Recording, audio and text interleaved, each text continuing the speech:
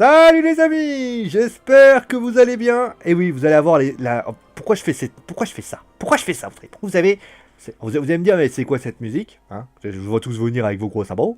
C'est parce que demain, alors je vous explique, demain il devait y avoir le match PSG-Montpellier. Il se passe que malheureusement, je vous le donne en mille, étant donné que vous avez malheureusement les gilets jaunes qui sont en train, voilà, tout simplement de défiler. On espère, j'ai pas trop d'informations à l'heure où j'enregistre cette vidéo, mais en tout cas, j'espère que les choses se passent pour le mieux.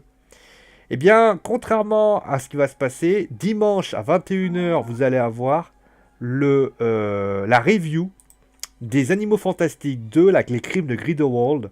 Donc vous prenez pas la tête, vous allez avoir cet épisode-là, donc je vous donnerai mon avis sur le film. Est-ce qu'il doit être regardé? D'ailleurs, bon, le film est sorti il y a quelques semaines, mais bon, de toute façon, il restera là pour un paquet de temps.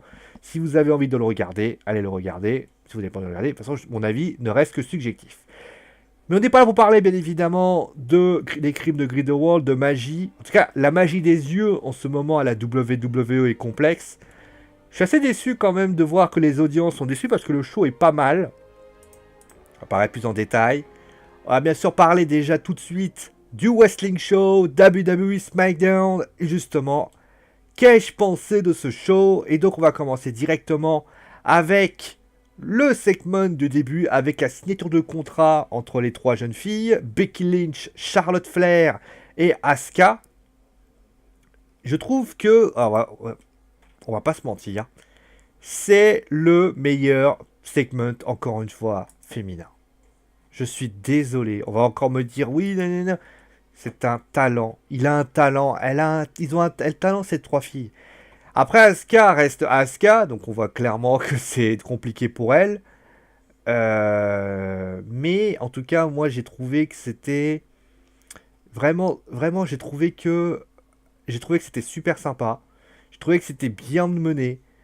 Et je trouve vraiment, c'est excellent. C'est excellent. Je trouve que les trois jeunes filles se marient bien. Asuka est intéressante. Alors après, c'est vrai que l'on voit sa voix peut paraître un petit peu désagréable, mais j'ai trouvé ça intéressant. Pour ce qui s'agit, en fait, finalement, on attendait l'arrivée de Sonya Deville et Mandy Rose. Alors, moi, je commence à me poser pas mal de questions. C'est que, je suis désolé, hein, mais que Mandy Rose devient la leaduse alors qu'il y a quelques semaines, les deux pouvaient pas se blairer. Il va falloir qu'on m'explique des choses. Et donc, on obtient justement ce match. Alors, Becky Lynch qui s'en va sans prévenir, aussi ça, j'ai bien aimé. Je trouve ça très sympathique. Et donc, on a donc ce match qui a lieu. Oh, je l'ai pas mis. Oh, bah, qu'est-ce qui m'arrive, mon petit Sio? T'es fatigué? Bon, bah, c'est pas grave. Je vais vous faire attention, magie de la télévision. Alors, alors, le match en lui-même, ça reste un match extrêmement classique. Dans le sens où on voyait clairement que ça se cherchait dans l'épisode précédent. Mais il fallait un élément déclencheur. C'est donc alors comment ça se passe? Le coup de pied d'Asuka. En fait, pour vous expliquer, donc Charlotte donne un coup malencontreux à Asuka. Et il se passe qu'Asuka, bah, elle met un gros coup de bouffée dans la tronche. Ce qui est normal, qu'on soit clair là-dessus. Parce qu'on voyait très bien que les deux pouvaient pas se piffer. C'est bien. D'ailleurs, belle victoire aussi de Sonya Deville et de Mandy Rose. Je pense que c'est une bonne chose. A noter d'ailleurs que Sonya, c'est l'une des premières fois qu'elle parle en segment. Mandy, je la trouve un peu fade au niveau du segment. Sonya, elle essaie un petit peu d'appuyer sur les tours. Mais clairement, moi, j'ai apprécié j'ai apprécié le moment. Oui, magie, allez. Voilà, le coup de pied dans la tronche. Voilà, le coup de pied dans la tronche. Ça, j'ai trouvé ça assez sympathique. Et j'ai trouvé que c'était quand même bien amené. Voilà. Alors, on passe maintenant, eh bien, à la suite, avec donc le match, alors le triple threat match entre donc, il y avait Jey Uso, Cesaro et, comment il s'appelle c'est Xavier Wood, voilà, Xavier Wood qui était là. Le match était sympathique. Honnêtement, le match était sympathique, le match était très dynamique. Franchement, moi, j'ai adoré ce match. J'ai adoré vraiment l'aspect des profondeurs. Honnêtement, le match était très dynamique. De toute façon, quand tu as Xavier Wood, Jay et Cesaro dans le même ring, ça peut être qu'un excellent match. Et c'est ce qui s'est passé. Franchement, moi, j'ai adoré. J'ai trouvé que le match était super bien fait. Peut-être plus d'intervention de la part de Sheamus que j'ai trouvé un peu effacé. Bon, voilà, ça reste quand même assez léger. Franchement, moi j'ai adoré le triple threat que j'ai proposé, c'était dynamique. Et ça, c'est pas donné à tout le monde quand même de l'avoir quand même. Moi j'ai trouvé quand même le match extrêmement dynamique. Et vraiment c'était un bon match de catch et ça j'ai envie de le dire. Après ça, donc on a eu le Miz TV. Alors on va parler rapidement du petit segment qui a lieu en coulisses notamment avec le Miz et Shane. Et finalement, tu comprends pas vraiment l'attitude du Miz parce que le Miz est le Miz reste un en fait, tu sais pas ce que le Miz est. En fait, le Miz, moi je me suis dit bon voilà, ils veulent en faire un face turn et je suis plutôt d'accord avec l'idée.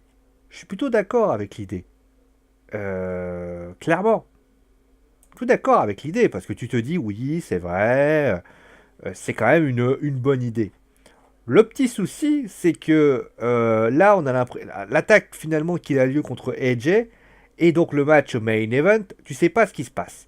Surtout que le segment qui a lieu, et c'est là qui est paradoxal, c'est que le segment qui a lieu avec Daniel Bryan.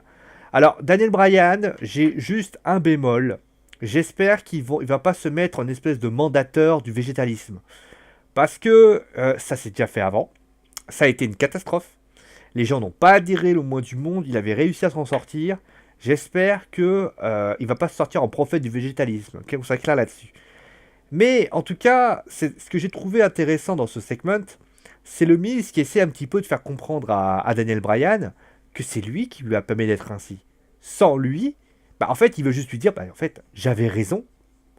Et là, Daniel Bryan ne veut pas répondre à cette question. D'ailleurs, à la fin, il fait yes, no, yes, no. En clair, on a l'impression, il est surtout. Alors, c'est ça qui me gêne un peu avec le heel turn de Bryan, c'est que Bryan est dans un délire de.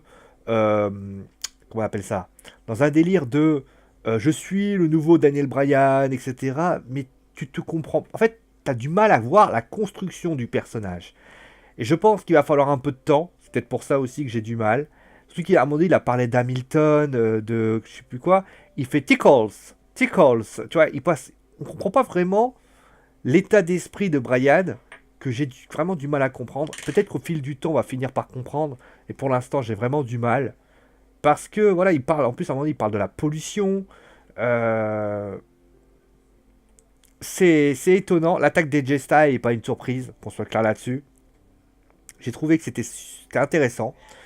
Après, c'est vrai que après, si c'est un prophète qui, pour moi, est un prophète basé sur la réussite, voilà, clairement, et qu'il arrive à mettre de la réussite, parce qu'on voit clairement que Daniel Bryan, il a un vici quand même de bon prophète, pourquoi pas. Mais qu'on soit clair là-dessus, en plus, il a un personnage relativement. Il sourit plus.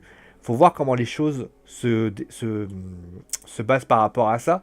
C'est une bonne idée d'avoir traité les gens de moutons, parce que, voilà, à un moment donné, euh, le nouveau Daniel Bryan, il utilise voilà des espèces de crises. Ah, c'est une bonne idée, mais peut-être j'attends encore quelques semaines pour voir comment les choses vont se découpiller là-dessus. Donc après ça, on a eu le match entre Randy Orton et Jeff Hardy. Match agréable, qu'on soit clair là-dessus. J'ai trouvé que le match était très agréable, le match était très dynamique. Il y avait vraiment la victoire de Randy Orton en plus, et pas totalement usurpée dans le sens où c'est Samoa Joe qui coûte un peu le match à Jeff. Donc c'est plutôt bien. Après, pour Rey Mysterio, on sait qu'il a été plusieurs fois attaqué, il n'était pas là, donc ça peut justifier ça. Donc, mais maintenant, parlons un petit peu de l'après-match avec donc Samoa Joe et Jeff Hardy.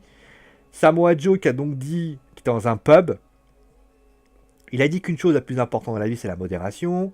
Il dit qu'on peut chose prendre un verre ou de se réveiller dans son lit, ou bien 14 de se réveiller en prison. Et là, il fait parler bien sûr les mots et et un petit peu les démons de Jeff, avec notamment son problème d'alcoolisme, que j'espère, voilà, il a éliminé. C'est du Samoa Joe, qu'on soit clair là-dessus. Taper là où ça fait mal. Mais moi, de mon point de vue, je trouve que c'est encore limite. Je vais expliquer pourquoi. Parce que ça marchera pas tout le temps. Là, Jeff, ça marche. AJ, ça marche. Mais si, admettons, il affronte, je sais pas, qui c'est qui peut... qui c'est qui est quand même bien en main event, là. Pour Daniel Bryan, ça aurait été facile. On soit clair là-dessus. Vous prenez... qui c'est qui est Face? Je suis en train de chercher non, Shinsuke Nakamura. Rousseff. Rousseff, ça ne marchera jamais. T'as renié ton essence russe. On s'en fout.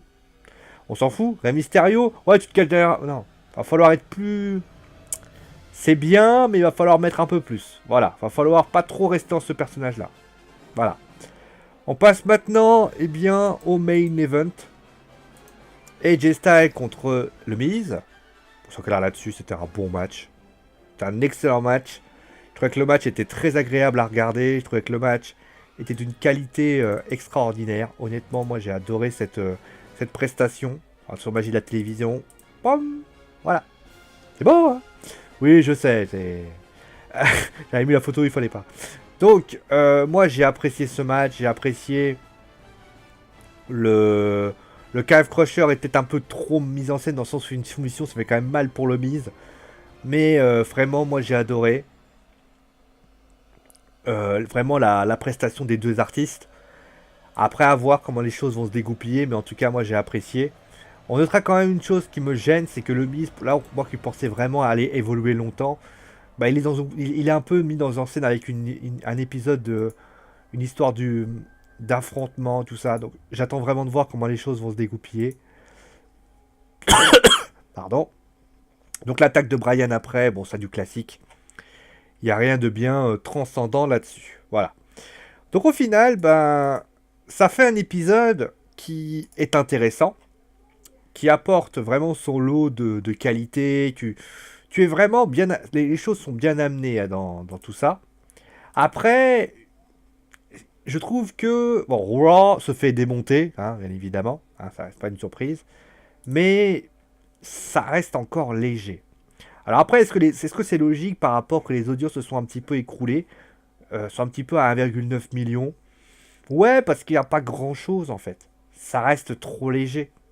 Mais quand tu regardes Raw, tu te dis finalement, il y a eu des bons matchs, les deux segments se valent, le main event est intéressant. Donc au final, ça se tient la route. Voilà.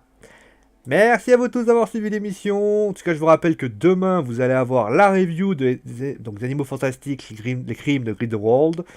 Je vous fais des gros bisous et je vous dis à très vite, bien sûr, pour un nouvel épisode sur JNS. Allez, gros bisous tout le monde!